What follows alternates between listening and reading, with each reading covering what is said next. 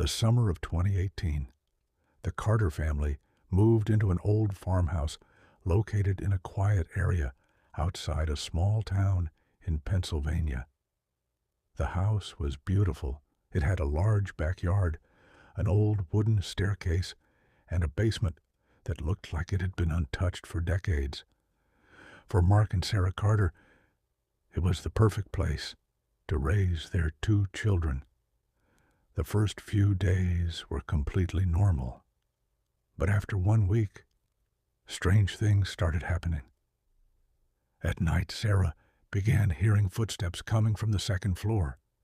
At first, she thought it was one of her children walking around.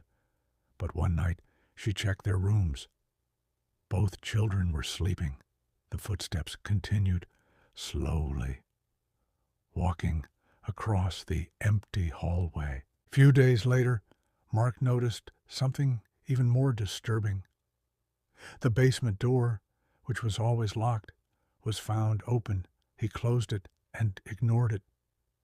But the next morning, the door was open again. Inside the basement, he found an old wooden box covered in dust. The box contained old photographs, newspaper clippings, and a handwritten diary.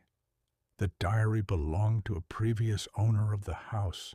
The last entry was dated almost 40 years earlier. It said, "Something is living inside this house. I can hear it breathing when everyone is asleep."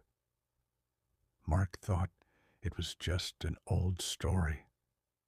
Until that same night, he heard breathing, not from outside, not from another room, but from right behind him. Mark quickly turned around. Nothing was there, but standing near the hallway wall was a dark shadow, a figure that looked like a person. He froze. The shadow slowly moved toward the stairs and disappeared. The next morning, Mark told Sarah what happened. She was scared because she had seen the same thing 2 nights before. But they decided not to tell their children. They thought maybe stress was causing them to imagine things, until their daughter Emily started talking about the man in the corner.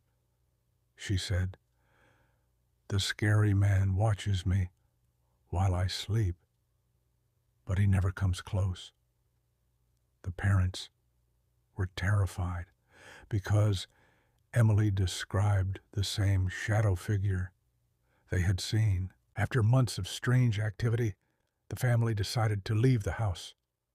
But before moving out, they spent one final night there. Around 3 a.m., the entire house suddenly became freezing cold. The lights started flickering. Then a loud sound came from the basement, like someone was hitting the walls. Mark grabbed a flashlight and slowly walked downstairs. The basement door slammed shut behind him. He tried opening it, but it wouldn't move. Then he heard a voice whisper, "Why are you leaving?" Mark froze. The voice sounded like an old man.